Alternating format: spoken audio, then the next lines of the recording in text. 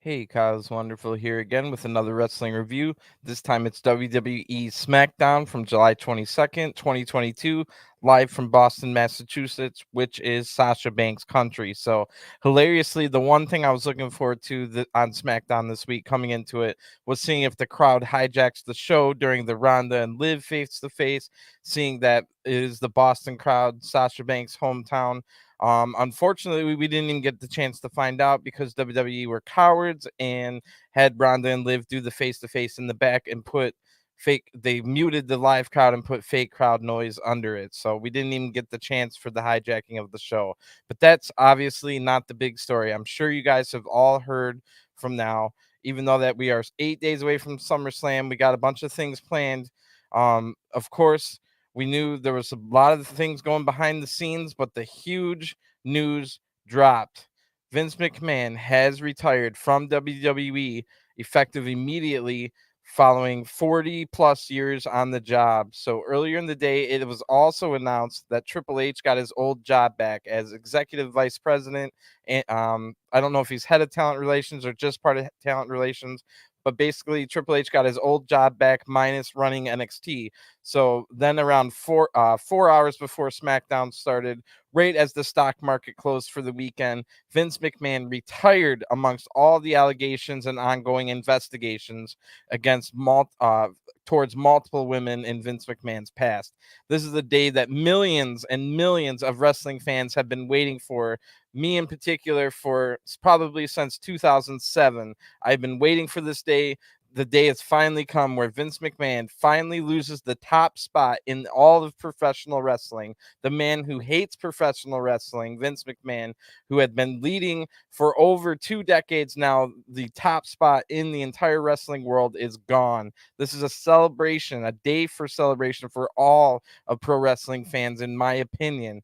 You can say what you want to say about how Vince did this and Vince did that, but I'll just counter everything by saying all these allegations allegedly happened, and all you have to do is watch the product and see all, like, having Trish Stratus bark like a dog at Vince's feet while also having JR and other people kiss his butt on TV. You know that's not just the character. You know that's Vince McMahon doing what Vince McMahon wants to do on his own television show in front of everyone else, amongst many other things. Now, I kind of got a little bit emotional on Monday. If you watch my review, I was the whole, what's his I can't remember his name. Titus O'Neil came out and it was doing all that stuff. Well, now it makes a lot more sense. And it was just to cover up this fact that the whole Vince McMahon thing's happening and Vince McMahon is retiring. So, wow, as if that news right there, as we could go on and on talking about Vince McMahon retiring, because that's some of the biggest news I've ever heard. But at the end of the day, we don't know if it's going to be real. We don't know if Vince is just going to say he's retired and still pull the strings. We don't know what's going to happen at this point. There's no telling what's going to happen. But yes, mark this day down, July 22nd, 2022. Vince McMahon has officially retired. At least he says he has. And yeah, so earlier in the day, like I said, Triple H got his old job back. Vince McMahon then retired, and as if that news wasn't big enough, with all of that, there's then, before SmackDown started, there was reports that Brock Lesnar, who was supposed to appear on SmackDown tonight, Brock Lesnar apparently, reportedly, had walked out of the arena when the new Vince McMahon news dropped. And the rumors are that WWE even called Goldberg to replace Brock Lesnar at SummerSlam at last notice. So, spoiler alert, usually I don't do spoilers on any of my reviews, but it looks like Brock Lesnar was talked into coming back. Brock Lesnar seemingly will be there for SummerSlam, and the break glass in case of emergency Goldberg um may or may not have been called, but apparently does not need to be called in to main event SummerSlam, which in and of itself is another ridiculous statement to make. So the news wasn't even over yet. There was also rumors that the longtime director of WWE for probably 30 plus years, Kevin Dunn, the head executive director of WWE, the person that does all the way too many camera cuts over and over, 1 second camera cut, 1 second camera cut. And I've also heard not so good of things allegedly that he's done throughout his career. Has also Kevin Dunn, the executive director of WWE, has also walked out of WWE alongside Vince McMahon. This is a good thing from everything I've ever heard. It's definitely a good thing. So then there, as if the reports weren't even wild enough, then we heard reports that Max Dupri of Maximum Male Models was not backstage tonight. And that had me wondering if the Maximum Male Models segment with the debut of Max Dupri's sister, Maxxine Dupri, would be in trouble. But no, we did get that segment, and pretty wild. So we were all speculating who was it going to be. I was only thinking of people from NXT 2.0. I was thinking, oh, maybe Tiffany Stratton or something like that, or I thought maybe it was just going to be a one-time gag and they hire an actress to play the role for 1 week only. But no, there was rumors it was going to be Ginny, who is the engaged to Gunter. She was in NXT UK. I thought maybe that was going to be it, but no. Another spoiler alert. I usually don't do this, but this is just a ridiculous SmackDown.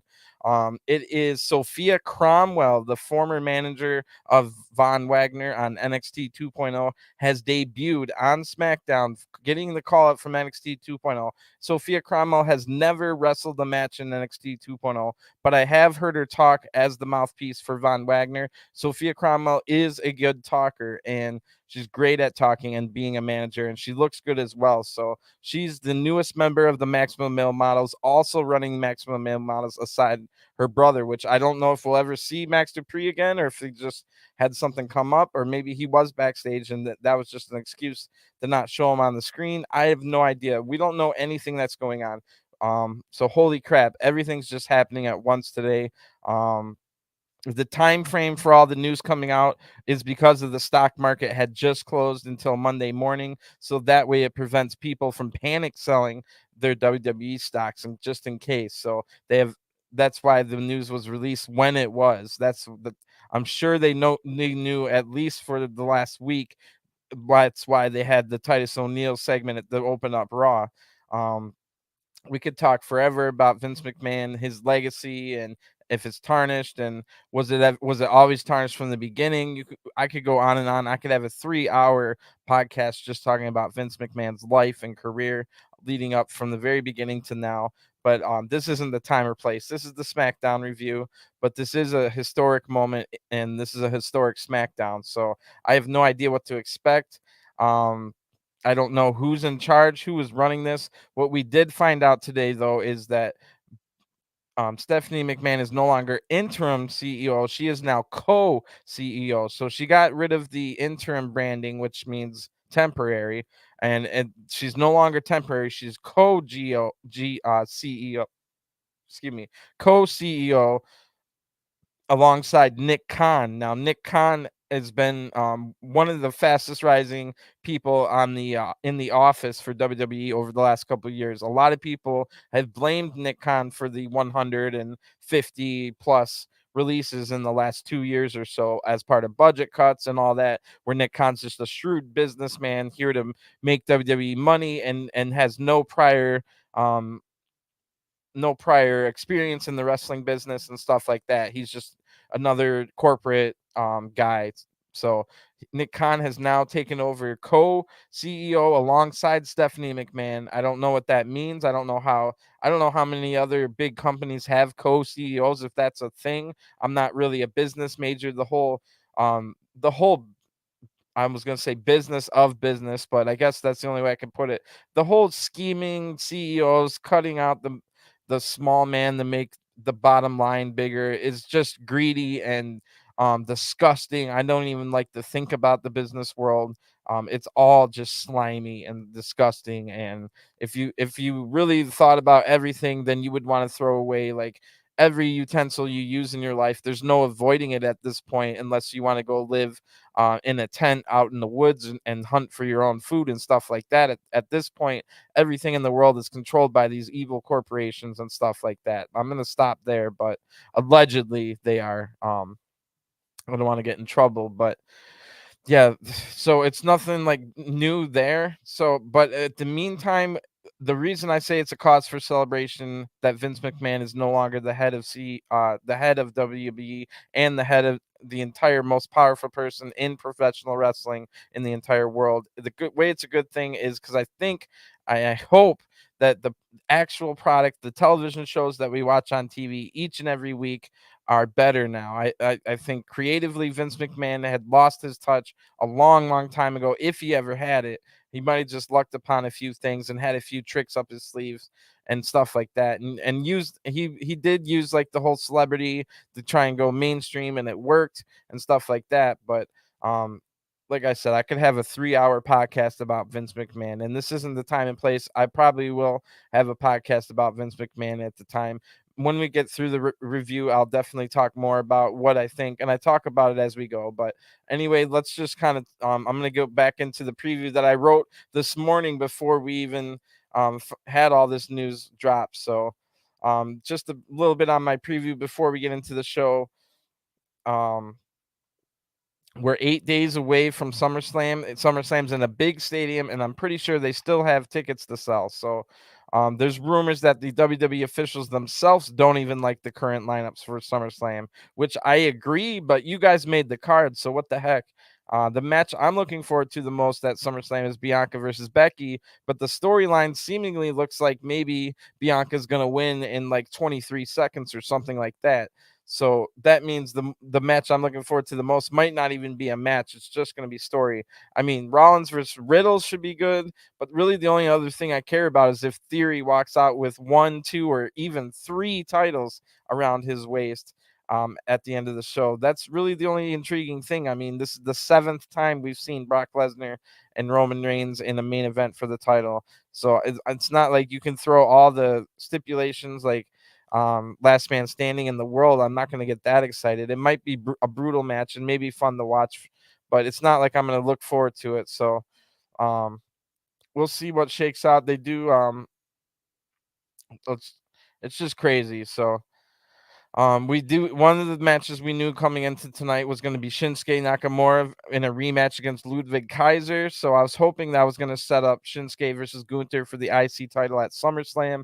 We do not get any confirmation or any word about that, but we do get the Shinsuke versus Ludwig Kaiser match later tonight. So we've got a huge Raw planned in Madison Square Garden this Monday. Raw is in New York City, Madison Square Garden, which is wild. The first Raw without Vince is back in the city where Raw not only Raw started in New York City, but in the home arena of that Vince McMahon's father used before Vince McMahon even bought the company. So it's pretty wild that Madison Square Garden is going to be the first Raw since Vince McMahon leaves, right where it all began, pretty much, for the home arena for WWE. So that's pretty wild right there. Then of course there's one more SmackDown after that Raw. Then SummerSlam is a week from Saturday in 8 days. So if WWE did want to change the lineup for SummerSlam round, change some of the matches, they do have a little bit of time, but they got to pull the trigger now. And really, it didn't look like they changed anything for SummerSlam on tonight's episode. So, like I said, it is going to be a really big Raw. They announced that um, Roman Reigns is going to team with the Usos, the Bloodline versus the Street Profits and Theory, which is I guess that's a big match. So that'll be on Raw. And then there's a couple other things announced. We got the Rey celebration, Rey Mysterio 20th year and anniversary in WWE celebration. So it's going to be a big Raw. Let's get into this SmackDown though. So this week's SmackDown starts with Michael Cole, and he welcomes us to a historic episode of SmackDown. So he already hinting that this is a history-making day with Vince McMahon retiring. Then the ring announcer introduces Stephanie McMahon, the new co-CEO of WWE. Stephanie's already in the music, already in the ring, no music or nothing. And Stephanie says, Stephanie McMahon says that Vince has retired. The crowd boos heavily, and I'm not really sure why they booed. I didn't know if it was because they were happy he was gone or sad that he left, but then they chant, "Thank you, Vince." So that answers my question right away. So Stephanie also says, "Thank you, Vince." The crowd chants, "Thank you, Vince." I wish they were chanting "Bring back Sasha," but here we are. This is what you get. The only people that still buy the tickets to go to WWE events are the WWE loyalists, the ones we see online doing all their shenanigans, the ones that'll go um, fight and die on the sword for Vince McMahon, are the only people left in America that still buy the tickets to the arena. I walked out of the last Raw, the last wrestling event I attended was in 2017. It was a Raw, and I was so disgusted and bored by, and I was like, why am I even sitting here? Why did I waste my money? I haven't been back to an event since 2017. I stopped watching in 2018 and came back like a year ago to start watching again after like 30 years total. So here I am again. I walked out. The only people that still go to these events are the same people that, yes, they chanted "Thank you, Vince" and stuff. And like I said, you're welcome to think that Vince McMahon's a legend and did so much for the business and all that, but I'm just happy to get rid of him. The shows Raw and SmackDown weekly are terrible. I just want to watch good shows, which if we can get a change in command to make that happen, then I'm all for it. And second of all, if half or even a quarter of the things alleged against Vince McMahon are true, then he's a scumbag that shouldn't be around. So yes, the crowd chanted "Thank you, Vince," but the only people that actually go to these events anymore are the ones that are basically, I don't know, brainwashed into loving everything that WWE does. The ones that's cheered for Cena because they were told, "Oh yeah, he's it goes after sick kids and the military and all that stuff," and and he wins every single match, and so please buy his next T-shirt that comes out every 3 months and all the matching wristbands, and keep watching and come to the live events and blah blah blah. So many millions of people stopped watching wrestling, period, because of Vince McMahon, in my opinion. Wrestling had millions and millions of people that watched before Vince McMahon ever came around. It was just fragmented into different things. All Vince McMahon did is buy out every single other territory and combine it into one. And because of that, now all the millions of people that were watching split between 10 different things were all watching the same thing. And yeah, WCW and ECW were around for a little bit, but then Vince eventually was able to win that war, or however you want to term it. Um, so, like I said, everyone's allowed to have their own opinion. In my opinion, it's a good thing Vince is gone. So that ends that segment. All of a sudden, the Street Profits music hits and they come out through the crowd. So magically, just Stephanie's gone, and we never see Stephanie again tonight. So I guess we'll just move on with the show. We might talk more about Vince after the review, but let's just get in the SmackDown here. Montez gets in the ring and says, "We're here to give you a little bit of info." And then Dawkins says, "Just like KG said, anything is possible." So that's a Boston Celtics reference. They're in Boston tonight. So at SummerSlam, this is still Dawkins talking. At SummerSlam, you're looking at the new undisputed tag champs, and then Theory's music hits out of nowhere. So I guess this should be interesting. Vince was Theory's mentor, but no mentions of Vince from Theory. The crowd's booing Theory big time. Everywhere Theory goes, he gets big boos, which is pretty fun to see. Theory says that he will win 3 titles at SummerSlam. So I guess that confirms what I've been wondering this whole freaking time is the briefcase contract for one title or both? But Theory says he's gonna win the undisputed title with the cash in. So I guess that confirms that, yeah, Theory does have the chance to win 3 of the 4 singles titles in WWE, which is wild. I kind of almost wish that will happen just for the boos that it will create. I like seeing all the boos. That would be hilarious. Does Theory deserve it? Probably not. But does Roman need like a 900-day title reign? Probably not. So if neither are good, then go with the more exciting option, which is Theory having 3 belts and everybody in every arena booing the heck out of him. So anyway, the Usos music now hits. Now there's all 5 are in the ring. Usos, Street Profits, and Theory. Theory says Montez and his wife Bianca will both leave SummerSlam without a title. This is enough to make Montez start throwing hands. Madcap Moss's music now hits, and if I don't recognize your music, nobody does, because I love music. I like to listen to it on YouTube and stuff like that. Although I don't as much anymore because all the new music kind of sucks. I'll be honest. Like music back in the day, of course, Jim Johnston made some of the best music, but CFO Money Sign also made some good music. Whoever this new guy is, is so generic, and all the music sucks. So I didn't even know whose music hits, and I'm like do as much research as probably anybody when it comes to WWE, and I had no idea it was Madcap Moss. So anyway, Madcap Moss helps even the odds, and him and the Street Profits stand tall. So I wonder if we'll see these six men in a tag match later. And yes, that is our main event for tonight. So Michael Cole just quickly moves on from that segment and shows us a replay of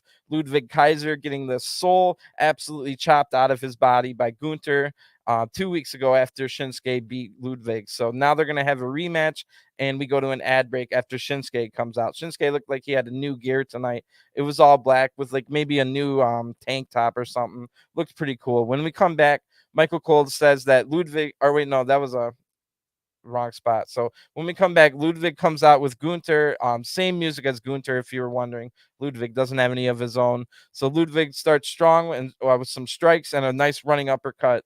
Shinsuke is not the man you want to start a striking exchange with. So Ludwig smartly takes it to the mat and starts some grappling. Ludwig makes the mistake here, though, of trying a running attack. It cost him as Shinsuke kicks him really hard to counter. Shinsuke hits more strikes now. Eventually, Ludwig counters and hits a nice looking suplex.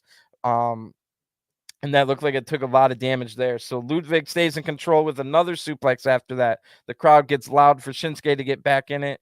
And Shinsuke counters another running attack here and hits a nasty knee to the head. That looked nasty. So Ludwig then baits Shinsuke to go outside of the ring with them. And Shinsuke plays right into it, getting slammed into the apron. Ludwig throws Shinsuke into the steps as Gunter barks out orders and points fingers right in Ludwig's face as we go to an ad break. So great match so far, very enjoyable, and they're definitely telling a story in the ring. I like this match. So when we come back from break, Michael Cole says that Ludwig was dominating the entire match.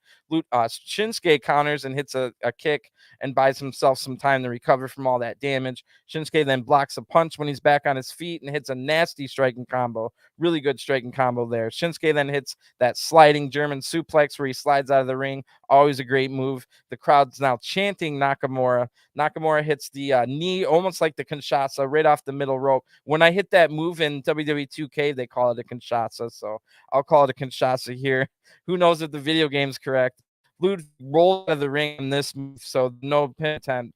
Gunter gets right in Shinsuke's face now outside of the ring. Shinsuke just laughs and says, "Come on." And Shinsuke gets rolled up right when he gets back in the ring, but is able to kick out at 2. Shinsuke now rolls up Ludwig, who kicks out as well. On the now Gunter punches Shinsuke, who was running on the ropes. The referee did not see it for I don't know what reason. You tell me. But the referee didn't see it. And it wasn't even really a punch to the face. It was more like a clubbing blow to the back of the shoulders. And somehow this is enough for Ludwig to roll up Shinsuke for the 1-2-3. So I'm not going to necessarily let the weird ending, like there's no way just a clubbing blow to the shoulders is enough to get the pin. But I will say the match was good, so I'm not going to let the finish of the match ruin it, like in my opinion of it. But anyway, your winner of the match by pinfall is Ludwig Kaiser. Decent match here. So Ludwig looks at the chest of Gunter looks at the chest of Ludwig now. So even though Ludwig won, Gunter realizes that, yeah, you only won because I had to help you. You were about to lose. So Gunter yells and then chops the soul out of Kaiser's chest yet again. So Gunter's yelling more as we move on. That's pretty funny. So Gunter didn't want Ludwig to have to lose, but he also punished him as if he lost because he knew that he only won because of Gunter. I like that story. So I wonder where it goes. I hope it goes to Shinsuke versus Gunter at SummerSlam. If we can finally get the Intercontinental title on a pay-per-view again. It's been since last year's WrestleMania in the Nigerian drum match between Big E and Apollo Crews. It's been that long since the IC title's been on any pay-per-view. That's just ridiculous. So in the back now, this is where I got mad because the one thing I was looking forward to was Sasha Banks Sasha Banks' hometown potentially hijacking Ronda Rousey out in the ring. But nope, here we are. Liv Morgan and Ronda Rousey are having headset microphones adjusted in the back, and I'm so mad. Damn it. So WWE knew Boston would hijack this segment. Liv and Ronda will do the face-to-face promo backstage after the ad break. So WWE can, and they did shut the crowd noise off from the live crowd and pumped in their own noise, that whatever they wanted. They got rid of all the Sasha Banks chants, which I'm sure were happening. So the one thing I was looking forward to tonight didn't happen. The cowards. And again, I must wonder, who the heck's even in charge of this show? Is it Stephanie? Is it Bruce Pritchard? Triple H? Nick Khan? Like, who even knows who's in charge of the show right now? So maybe it's just still Vince, and it's just doing it behind the curtain. We'll have no way of knowing. We'll just have to keep watching and see what happens. So when we come back from break, it's announced that the 6 guys in the opening segment will be in the main event tag match. Then we see a recap of Ronda hurting her knee at Money in the Bank, and then Liv winning the SmackDown Women's title later on that same night. So Caleb Braxton hosts a backstage face-to-face, so we don't get to hear the real crowd reaction and have the Sasha Banks takeover. Disappointing on that one. But anyway, sure enough, when Ronda is announced, she gets booed majorly by the live crowd, and then the live crowd immediately gets shut off, and huge, massive cheers come 1 second after the big boos. So the fake cheers happen, and the live Boston crowd gets muted. Ronda stumbles over her words. I don't even bother writing them down. There's a crowd noise on a loop of random cheers, just like when I play WWE 2K. It doesn't even cheer for the big moments in the promo. They basically just both tell each other they're going to win, and the promos both sucked, but Ronda's was way worse as usual. I don't know why she's here. That was absolutely a terrible segment. And not even just the fact that they made him do it backstage. It was terrible on its own. So WWE has Corbin run out into the arena right after that and attack Pat McAfee right after that segment. That way the crowd, the crowd was booing, but now there's looks like they're booing for Corbin, and B, are booing for Corbin now. So this was to quickly distract the crowd from their Sasha Banks love and have Corbin attack Pat McAfee. So, but before I move on, I have to talk about it. Ronda taking Sasha Banks' Royal Rumble win away from Sasha and the WrestleMania title match. Remember, Charlotte even mentioned live on SmackDown that she wanted to defend the title against Sasha Banks, not Ronda, at WrestleMania. So that was legit. That was so legit. Everything we've seen since then makes us feel like that was completely legit. That was supposed to be Sasha Banks' match. Instead, it was Ronda, who had a terrible WrestleMania match against Charlotte. To Ronda's credit, she did have a pretty good match in the rematch against Charlotte at WrestleMania Backlash in the submission match. But every other thing Ronda Rousey has done since returning has sucked. It's all been terrible.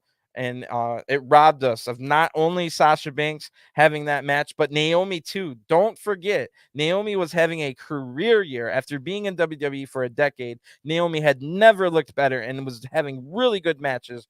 If you remember, she had an amazing match against Charlotte on SmackDown earlier in the year, maybe late last year, and they could have been the ones to WrestleMania. It could have been Naomi and Charlotte at WrestleMania, but nope. Instead, they end up becoming the most entertaining part of SmackDown every week as the women's tag team champions. But then Vince wanted to feed Sasha and Naomi to Ronda and Bianca because there was nobody else. And they wanted to just forget about the tag division. That was the final straw for Naomi and Sasha. They rightfully walked out, in my opinion. There was too much disrespect for the women's division. Don't forget, Sasha Banks and Naomi had to sit there and watch week after week while on the SmackDown roster. Shotzi, Xia Li, and Aaliyah, among countless other things, those three had gotten no use. They were never being used. They got called up from NXT. Just never. We gave Xia Li that sweet vignettes with the comic book style, like to introduce her character. Then we never saw her again. So just all these things Sasha Banks and Naomi want to change. Maybe we'll get that change with Vince McMahon being gone. But like I said, maybe Vince is just going to stay in charge, or maybe Stephanie's in charge and she's going to run things exactly the same way that Vince always did. So we have no idea what's going to happen, but at least there's hope. At least there's hope, man. There shouldn't be like hostile takeovers from the crowd. There shouldn't have been a Daniel Bryan takeover or like that was the original hijacking, and that was because they were ignoring the Daniel Bryan stuff and put Dave Batista there instead. So I mean, it's not like that stuff shouldn't have to be censored. It shouldn't have to be put in a backstage where you have to mute the crowd and put in your own noise. You should never have to put in your own noise. You should be having a good product. None of it makes sense. and yet they're still just making fistfuls of money by having shady business practices and just pumping out hours and hours and hours of content. Every night on Raw is 3 hours, and they have about an hour and a half of content, and they stretch it out to be double the length. On Raw this week, we had 2 different recaps that went, "Oh, this is what happened 10 minutes ago." Like, are you kidding, bro? Raw's literally just 1.5 hours of content spread out to 3, and that's what WWE has become, a content creator. They create content so they can get billions of dollars to put their show on live TV, and it's just there to be content. Why do we even like nitpick all the little stories? Oh, and then this happened and that time, and that doesn't make sense because that was happening. None of that matters. Like, but it should. That's what pro wrestling is. But WWE doesn't want to be pro wrestling. Maybe they will. Maybe things will change. So let's get back to SmackDown. Remember, Pat McAfee had a big brawl. Pat McAfee got attacked by Corbin. They brawled to the back, and we see some footage of them during the break brawling. And then Pat McAfee comes back down to call the rest of SmackDown. So Pat McAfee didn't get hurt enough to have to leave SmackDown. So now we see a recap of last week. It was the New Day setting up the ambush on the new vicious Viking Raiders. So then Shanky and Jinder Mahal came out and helped the New Day attack the Viking Raiders. So now we're back live. New Day are on commentary. Kofi's wearing a unicorn mask for whatever reason. And Jinder Mahal and Shanky come out the brand new music. It sounds like hip hop kind of, but Jinder's old music was so cool. I don't know why the change was necessary. I guess it just to signify that Jinder's officially a baby face, which is kind of weird, but I'm all right with it. Let's see.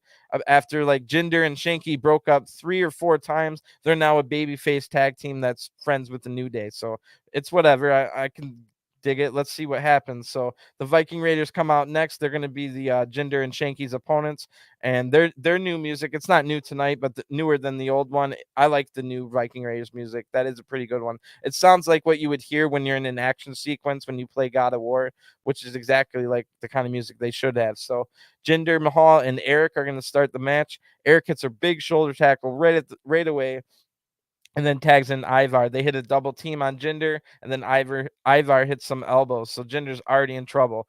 Kofi and Pat McAfee are super annoying during this match, but Xavier Woods is all right.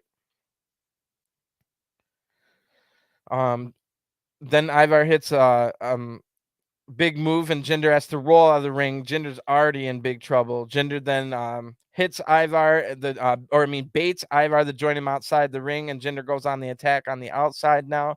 But Ivar just quickly overpowers Jinder and throws Jinder into the steps. Then Jinder gets thrown into the New Day. Ivar rolls back in the ring, and the referee counts to 10. So your winners of the match in a really short match by countout are the new vicious Viking Raiders. So a nothing match here. I don't know why SmackDown continues week after week to just have such short matches with just the it's just to draw things out for the next week and so on and so forth until they create all the content they need to get billions of dollars from companies to put their it's just ridiculous. So Adam Pearce is in his office now, and he's on the phone saying that Corbin was kicked out of the building. Then Sonya Deville walks in and asks if Adam Pearce paid that fine from abusing his power when he put Sonya Deville in a handicap match. Adam Pearce cuts her off and interrupts her, saying Sonya Deville has a match tonight against Raquel Rodriguez. So Sonya is such a stop and start character on WWE. It's really hard to get behind Sonya's story. Like, you see her for a few weeks and then she's just gone for a month. Like, it's really weird with Sonya Deville, and it's been that way for a long time. So anyway, as if this whole day couldn't get weirder, the Brawling Brutes now make their entrance. And wow, if we didn't already have enough talk show segments in WWE, coming up after the break, the Brawling Brutes have their own new talk show called Shillelaghs and Shenanigans. I mean, that's almost so bad that it's good. It's a laughable name. It makes me laugh. So whatever. So after the break, it'll be Shillelaghs and Shenanigans with a ridiculous name. And Sheamus has his own talk show now. So when we come back from the break, there's a table in the ring with a cheap looking green cloth over it. And Sheamus says, or he calls all the Boston's fake Irishmen, and then says, I wanted to beat Drew McIntyre to go on to the title match at Clash of the Castle, but then McIntyre tried to chop me in half with a sword. I will not fight Drew McIntyre until his sword is banned. And I have to pause here. I agree. I hate Drew McIntyre with the sword, especially now that we have exposed it as fake. It bent in half over the ropes. So just get rid of the damn sword. I also agree with that. So anyway, Drew McIntyre comes out with his fake sword, and Sheamus gets nervous. Butch wants to attack Drew, so Sheamus has Ridge Holland take away Butch. And Drew says, "What happened to you, Sheamus? When did you become such a bitch? We have a chance to main event the first pay-per-view in Europe in decades, and you want to punk out week after week?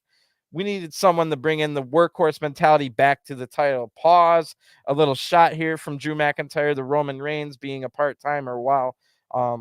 Just throwing that in there, did Drew McIntyre. So maybe that does tell us that Drew McIntyre will win the title at Clash at the Castle, but we still don't know if Theory or maybe even Brock could win it before then. So pretty cool stuff. I'd still doubt Sheamus is going to be in that main event, but maybe it'll be a three-way match. And that's how they could take the title off Roman, is by having Drew pin Sheamus in a three-way match at Clash at the Castle. So that's always a possibility too. So anyway, or it could be one of those three-way matches where there's two falls. One falls for one title, one falls for the other title. That way Roman could keep his Universal title, but still, that makes sense. So you make it a three-way match, or does it have to be a three match? Anyway, they could have a two-way, 2 out of 3 falls match, or just 2 falls match where one falls for the WWE title and one falls for the Universal title. And that way Roman could keep the Universal title and Drew could go over the Raw, I guess, and with the WWE title. So anyway, Drew McIntyre continues by saying, "Let's fight right now." And Sheamus says, "Well, what you said hit a bone, but I know I'm better than you. If you want to fight right now, is that what you want? Well, you're going to get it, just not tonight. I spoke to WWE upper management." And the screen went black for a second there when they were showing the crowd. So I'm like, are they censoring Sasha Banks things? But no, this continues throughout the night, where it could have just been my feed where the screen kept going black. And it happens sometimes when it wasn't even showing the crowd. So I don't think that was like Sasha Banks signs being censored, but it might have something to do with Kevin Dunn, the executive director for over 30 years, walking out. So we had like a executive director in training tonight sprung upon him. I don't know who it might be. I don't even know if the rumors of Kevin Dunn not being there are true, but there was a lot of black screens out of nowhere tonight. It could have just been my cable feed, but I did notice that the little live symbol in the top right corner always stayed there with the black screen. So that made me think it was on WWE's end, but I don't think it was any censoring or anything like that. That's what I thought at first, but then I saw it happen not in the match. So anyway, Sheamus says it'll be a good old-fashioned Irish Donnybrook match. So Sheamus pulls the curtain off of the table, revealing about 30 shillelaghs, which is ridiculous. We're on a talk show that Sheamus is hosting called Shillelaghs and Shenanigans. He wants an Irish Donnybrook match for the number 1 contendership with Drew McIntyre, who has a fake sword that springs pyro out of the ring post whenever he hits anything with it. And then we also have 30 shillelaghs on a table in the ring, which is ridiculous. As if this couldn't get any more ridiculous and hilarious. Basically, Sheamus says there's no swords allowed in this match, no rules, just a cart full of shillelaghs. So then McIntyre chops in half the shillelagh that Sheamus is holding, and so I can't believe this happened. So on a talk show called Shillelaghs and Shenanigans, with about 30 shillelaghs in the ring, Drew McIntyre with a fake sword chops the shillelagh in half. This causes a loud bang, boom to happen, but nothing else happened, just a loud boom. And then a few seconds later, fire shoots out of the ring post. So what the heck did I just witness? But I guess it's entertaining. I'm laughing. I laughed when it happened. I'm laughing now when I'm thinking about it. So I guess that was entertaining just on the wild factor alone. Like, I can't believe I just witnessed that. So that was a lot better than there's absolutely no way to explain why pyro and fire would shoot out. There's no way to explain how he cleanly cut a shillelagh in half. Other than, like, there is no real explanation. So let's just move on. In the back now, the Usos are all fired up. But then Paul Heyman tells them to listen up. And then Paul Heyman says, tonight's 6-man tag, you need to exploit Theory. Use Theory. After you win tonight, let's go off the air with Theory face down on the canvas. And please make sure that's not a prediction. It's a spoiler. So now that we saw what happened at the end of SmackDown, since I already spoiled it earlier in the review, Brock Lesnar showed up at the end of SmackDown, even though reports were that he walked out of WWE. So Paul Heyman saying, make sure Theory's face down on the canvas as we go off the air. Make sure it's not a prediction, it's a spoiler. And then having Brock Lesnar there, maybe, just maybe, seeds some intrigue in the story that Paul Heyman is now working with Brock Lesnar again. That could be the case, or it was just a funny line to throw in there since it's a scripted show. I'm not quite sure which, but that was a pretty cool line looking back on it. So then Raquel Rodriguez now comes out for her match again. It's going to be against Sonya Deville. Rodriguez has new music and they put Mexican horns in it, so no comment there. It's whatever. So Raquel will fight Sonya Deville after an ad break. And when we return, Sonya Deville comes out. She's got some great looking gear tonight. Sonya Deville looked great in her gear. This should be a pretty good match if they give it any time. But of course, WWE did not give this match any time. Anyway, Raquel uses her size advantage right away to push Sonya into the corner. Sonya gets out and shoves Raquel right in the face. Raquel then blocks a waist lock, but Sonya blocks the waist lock right back. Sonya then slams Raquel's head into the turnbuckle and hits a running forearm to Raquel's face for a 2 count. I think it was a running knee. Sorry. Raquel then counters and hits a big fallaway slam that looked really good, and then a corkscrew elbow drop. Sonya is too close to the ropes and is able to break the pin. Sonya then Sonya applies a guillotine headlock, but Raquel easily uses her power to get out of this and throws Sonya off of her. Sonya then stays in charge right after that, however, and hits some more big strikes, but Raquel just slams Sonya down with the Tejano bomb for the 1-2-3. The winner of the match by pinfall is Raquel Rodriguez. Way too short for this match to be any good. I guess what we saw was good, but again, I can't. Who really enjoy the whole reason we watch pro wrestling? Like, I like MMA and boxing as well, but the reason I watch more pro wrestling than MMA or boxing is because you never know if a boxing match is going to end in like a minute and then blah blah blah. So when you have like I'm not gonna call it fake, but a fixed sport in pro wrestling, why are we having so many matches week after week be like 2 minutes long? It's just ridiculous. So before I can even like complain more about the women's division, we're told that after the ad break, it'll be Lacey Evans versus Aaliyah. I'll believe it when I see it. I'd be surprised if this match actually happens. So let's see. When we come back from the break, we see a video about the Bloodline just absolutely dominating all the titles in WWE. Then Aaliyah surprisingly gets her full entrance. So we're off to a good start here. Aaliyah looks amazing as usual. Hopefully she gets to do more than get slapped in the face this time. So we get a recap of Lacey Evans yelling at the crowd last week. Lacey Evans then makes her entrance, the big boos from the crowd. Lacey throws a fan sign away. The referee has to hold Aaliyah back from attacking Lacey Evans, who gets on the microphone. So Lacey says that Lacey just basically talks trash to the crowd. It's not good enough to write down word for word. It was a pretty bad promo. But basically, Lacey at the end says that she's better than everyone. So Aaliyah tries to shove Lacey, but the referee again pulls Aaliyah back. This allows Lacey Evans to hit a big punch from the right hand to Aaliyah, and then Lacey Evans just leaves. So what the heck is the point of any of this? Why do you keep saying there's going to be a match and then not have it week after week? And you're also running that same storyline on the same 2-hour show with Sheamus and Drew McIntyre that had that happen week after week, where a match is announced and then it doesn't happen. So what is the point of any of this? And then what was the point of telling us Lacey Evans' backstory, her whole life story, and then having her be mean to everyone? None of it makes sense. What does any of this make any sense? And who likes this? Does anybody enjoy that? So I don't know who this is for. Hopefully things change. We don't know what's going to happen in the future, so there's no point in getting too mad like usual about things, because maybe, just maybe, there's light at the end of the tunnel. So in the back now, just as if this show couldn't get any weirder, Jeff Jarrett's now here. Like, just seeing Jeff Jarrett on WWE TV in and of itself is ridiculous. Jeff Jarrett got fired live on television in the simulcast with the final ever Monday Night Nitro WCW Nitro, I should say. And Jeff Jarrett was fired live on air. Vince McMahon didn't want anything to do with him. That's the whole reason Jeff Jarrett knew that he had no company to go to. So he founded TNA with his father. TNA, then the whole Jeff Jarrett's whole freaking long journey about GFW and trying to sell people fake gold with a pyramid scheme. And now all of a sudden, Jeff Jarrett's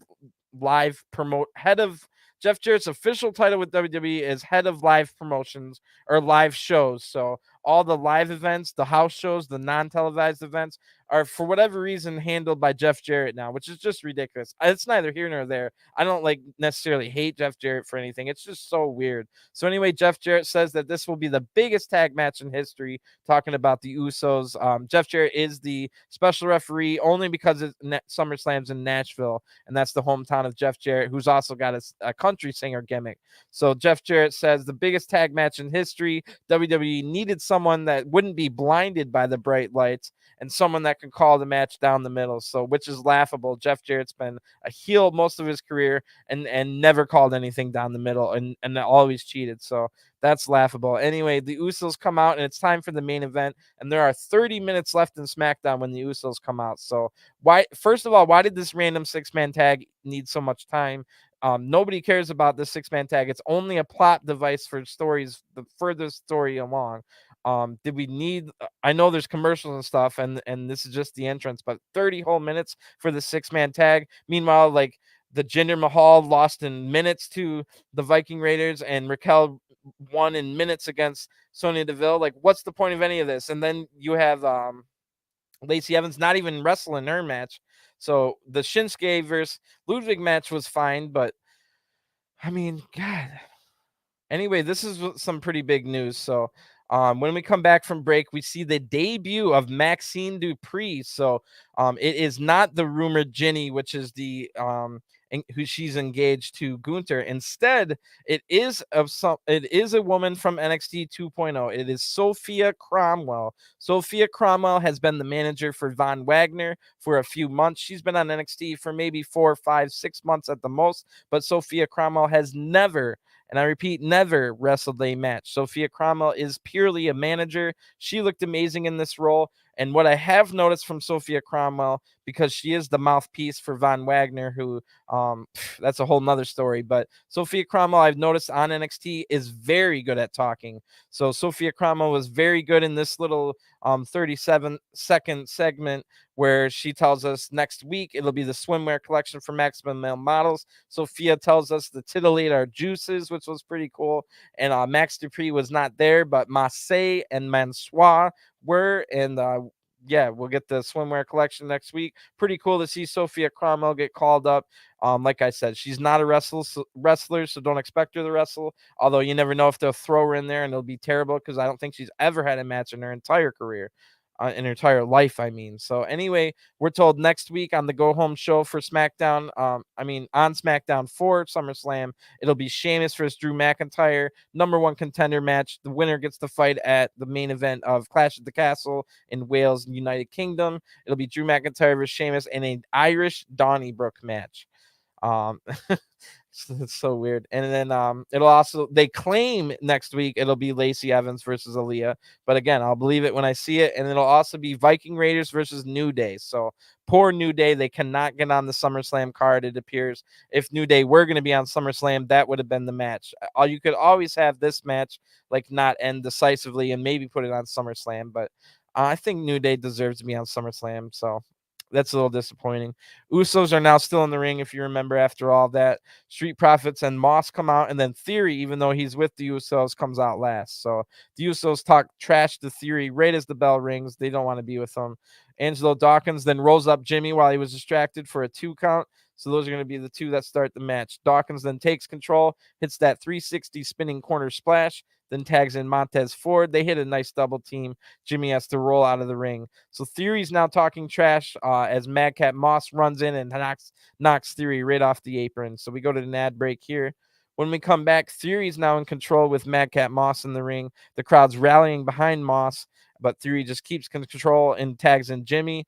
Madcap Moss is now isolated in the wrong corner. Jay hits a cheap shot from the apron. Jay now tags in. Moss is able to dodge a corner splash and tag in Dawkins. So Dawkins then hits another one of those 360 corner splashes. Now Montez hits the frog splash when he tags in for a 2 count. Montez hits a striking combo that looked really good, and this match was pretty good here. So Jay then counters a charging forward, sending Montez to the apron. The best spot of the night happened now where Montez counters a charging Jay with a kick. Then Montez punches Jimmy, who was also on the apron with him and about to attack Montez. So Montez first dodged Jay, then punches Jimmy, and then Theory swipes from the floor, but Montez leaps over it. So that was like a kung fu movie. That's exactly why I like to watch kung fu movies. Cool stuff like that. Like Jackie Chan would have been one of the best pro wrestlers ever in his prime. Like, no doubt about it. But anyway, Theory then gets kicked in the face right after all that. But Jay knocks Montez off the apron while he was distracted. So Jimmy now tags in and throws Montez into the timekeeper's area as we have our last commercial break of the night. When we return, Jay's in control and in the ring now with Montez. Jay super kicks Dawkins right off the apron, but Montez counters Jay and tags in Madcap Moss. So Moss comes in and knocks Theory off the apron, then hits a lariat on Jay. Theory comes in but eats a fall away slam from Moss. Then Jimmy tries to help, but Moss gets rid of him too. Moss hits a big slam on Jay for a 2 count. So that whole flurry was also really good. So I will give it credit. This was a pretty good 6-man tag. I guess the time was fine. It's just so disappointing to have all the other matches be so short. So this match was pretty good now that I'm thinking about it. And what I was going to say is Madcap Moss has really great explosive speed. Like, he looks really good in that every time he has these offensive explosions. So as long as Moss can keep from injuring people, he should be amazing. So where was I? So now Jimmy goes to tag in Theory. Oh wait, no, I wasn't there yet. Jimmy hits a super kick now on charging Moss for a 2 count, the counter Moss. So now Jimmy tags in Theory, but Theory just walks away and goes to leave. So Jay was out there and hits a super kick on Theory, who was leaving. Both Usos get it in the face of Theory now. Like, what the heck are you doing, man? But Montez Ford hits that giant Superman dive from the ring to the outside with the Superman pose onto all 3 men. That was amazing. Montez Ford is so athletic. So Theory then gets back in the ring now to fight Moss. Remember, Theory was the legal man, and he figures he can't just leave because the Usos are going to beat him up. So Theory then hits a back elbow and then a nasty knee breaker. He lifted up Moss big time on that, almost deadlift style. Theory showed some great power because Madcap Moss is not a light man. I think he's at least 260. So then the crowd's booing that big time. They hate Theory. So Moss then counters the A-Town down attempt from Theory, and Moss then again shows some great explosiveness and speed, charging right into Theory. Theory then counters another charge with the Money in the Bank briefcase. So the briefcase hit Madcap Moss right in the head, and the bell rings. Your winners of the match are the Street Profits and Madcap Moss by disqualification. So then out of nowhere, all the rumors were, and it seemed like it was true, Brock Lesnar left the arena when Vince McMahon retired.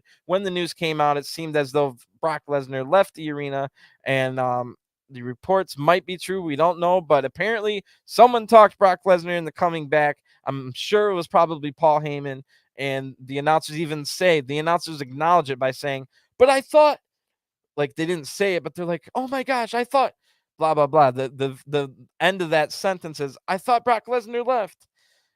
So they didn't say it out loud, but they did acknowledge what we all thought with the rumors that Brock had left and got on a plane. But here Brock is. Someone must have talked him back into coming, or they just released a rumor that he left on purpose. Who knows? But anyway, Brock comes down and just absolutely destroys Theory, hitting, I think, one F5 not on the briefcase, and then a second F5 right on the briefcase, making Theory look super weak here, but I guess it's fine. But I was going to say, just like when Theory was in the Elimination Chamber against Brock, getting just absolutely destroyed. So Michael Cole ends SmackDown by saying the Beast is back, kind of again confirming that even though Brock only left for a few hours, he's now back. He wouldn't have really said he's back if it wasn't like But again, it could just all be a ruse. You never know with pro wrestling. You don't know anything. Vince McMahon might still be in charge and will be for the next 20 years, just behind the scenes and not officially. We don't know anything with pro wrestling, and that's part of the fun. It just keeps us guessing so much. But overall, we need a better product. We need not so many short matches.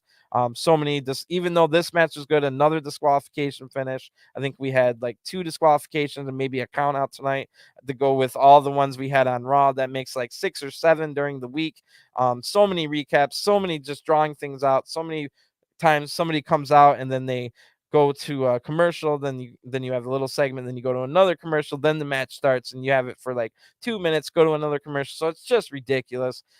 Anyway, the whole spoiler thing with Paul Heyman saying Theory will be laying down face down on the mat did uh it was a spoiler. That is what happened. So that's what makes me think maybe, just maybe, they're gonna run with the whole is Paul Heyman now with Brock Lesnar again. Maybe it's not. Maybe it was just like a way to say a cool line or whatever. So anyway, I'm sure there's more news that'll come out by the hour about who left where. Like, is Kevin Dunn officially gone from executive director? Who's in charge of creative now? We might see that Bruce Pritchard's now released as well. We don't know what's going to happen. I'm sure more news has come out since I've been doing this podcast.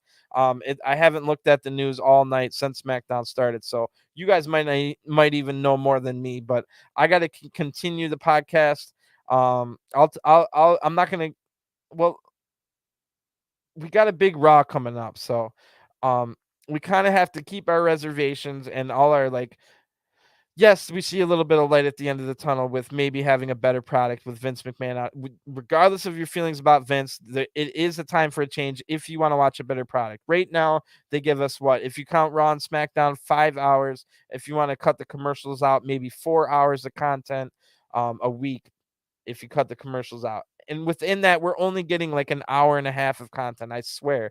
They stretch everything out way too much. Nothing means anything. It's just happenstance, randomness, and some of the randomness is pretty funny. Like that whole shillelaghs and shenanigans BS was pretty funny, but it can't all be that. It's just constantly talk shows and funny inside jokes and 2-minute matches. And it's just like written scripted promos that say words that nobody would actually say in real life kind of stuff. It's just something needs to change. So we'll see what happens at the big Madison Square Garden show this Monday night on Raw. The We've got SummerSlam this next weekend, a week in 8 days, and we're gonna have Raw, the first Raw, apparently, quote unquote, without Vince McMahon. It'll be at the home arena of WWE, Madison Square Garden. So that's very interesting indeed. I'm definitely intrigued to see what happens. Who knows what'll happen? Who knows who will get released? Who's going to be in charge? Who knows who's behind everything?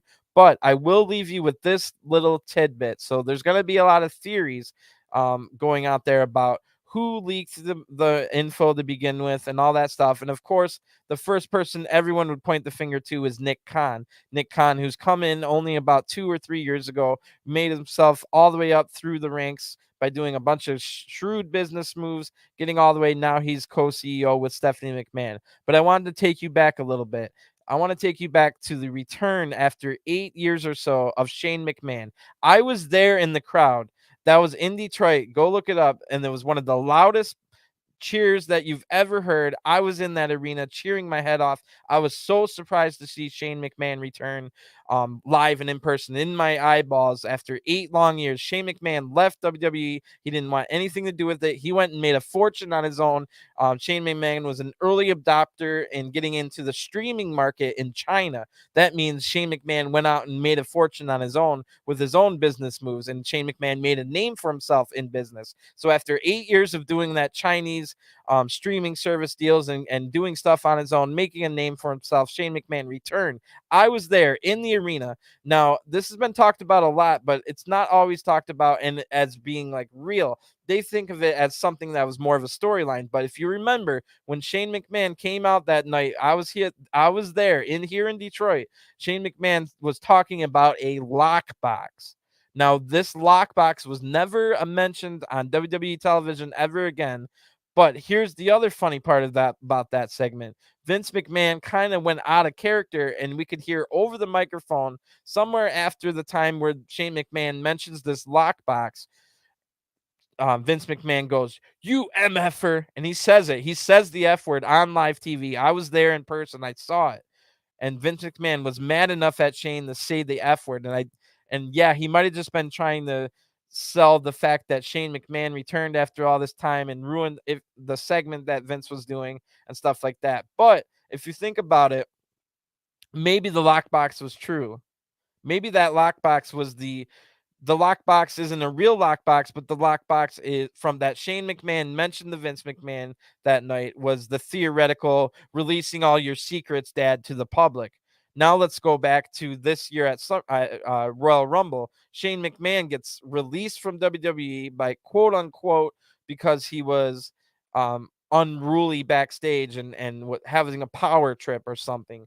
That's just an excuse to get rid of Shane McMahon, I guess. But in my opinion, Shane McMahon probably got together with Stephanie, who again, Stephanie left WWE before all this news happened too. Stephanie went home and she was the executive or the chief brand officer of WWE, but Stephanie stepped down from that position and said she wanted to focus at home.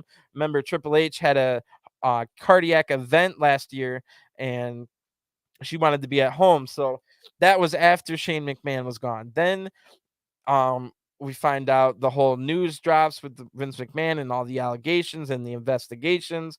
So then Stephanie McMahon becomes interim CEO, and now she's co-CEO with Nick Khan. So that makes me believe Shane McMahon, Stephanie McMahon, and Nick Khan are in this together to get Triple H out. I do believe in my heart that Stephanie McMahon and Shane McMahon got together with Nick Khan to get all this happening, and they want to take over the business, probably to sell it. We don't know what's going to happen, but that's what I think happened. And it kind of makes sense if you think about the lockbox that Shane McMahon was talking about. I know I'm kind of being a little bit conspiracy theorist here, but I think the lockbox was metaphorical, and the fact that Vince McMahon actually said the F word on live TV right after that might have been a real reaction where Shane sprung that upon Vince by threatening him on live TV about his secret. So fast forward to now, and of course, Stephanie might have agreed to work with Shane by releasing this news because of the fact that all Stephanie's husband, Triple H, all his hard work was basically erased. All of Triple H's legacy, but with Black and Gold NXT was erased. They literally cut the old black and gold X in half with a chainsaw with the new face of NXT 2.0. They rebranded Triple H's NXT to NXT 2.0. So I think Stephanie has a motive. So does Shane to release the lockbox, maybe bringing Nick Khan into it, or maybe it was just Stephanie and Shane alone. Or your other option is that's just Nick Khan, but Nick Khan might not have had access to all these secrets without help. And I think the help is Vince's own flesh and blood. So I'm gonna leave it there. I'm gonna go do the NXT. Oh, I'm sorry, I missed your comment, but yeah, I remember Francine. But yeah, it was some good stuff.